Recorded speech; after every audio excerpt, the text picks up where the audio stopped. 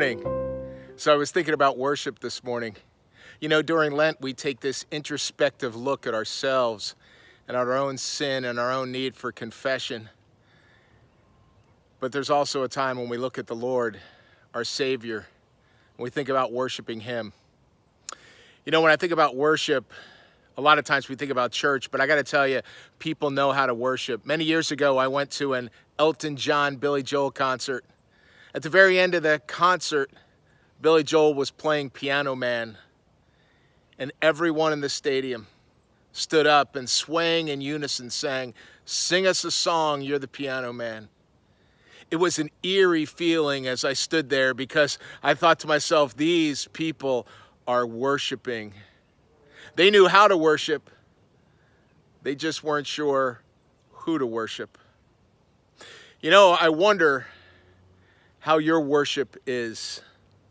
You know, I was thinking to myself, on Sundays is a day when many of us go to church and we worship. But worship can take place at any time. I like to walk around this lake behind me and just worship the King. Some people might say, well, you know, I don't need to go to church anymore. I can go out in a canoe or in the woods and I can worship God. And that's true. But worship is a corporate exercise. It's a corporate discipline. It's something we do with other believers. And I was thinking to myself that, you know, on Sundays, people worship. Yes, there's some of us that gather in a place of worship, but I notice there's other people that get up and they just ride their bikes with a group of bikers.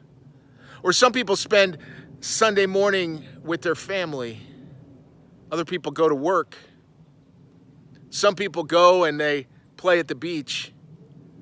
Other people maybe to an amusement park. And I started to think that, you know, everybody worships on the Lord's Day. It's just a matter of what you worship. Hey, this Lenten season, why don't you take some time and think about your worship? How much time do you spend just praying and worshiping and giving adoration to the King of Kings and the Lord of Lords, the Savior who left the throne of heaven and came and died on the cross of Calvary? Hey, this next Sunday, why don't you gather with some other believers and worship the King who came to set you free? It is for freedom that you've been set free. Have a fantastic day, everybody. I look forward to talking to you next week.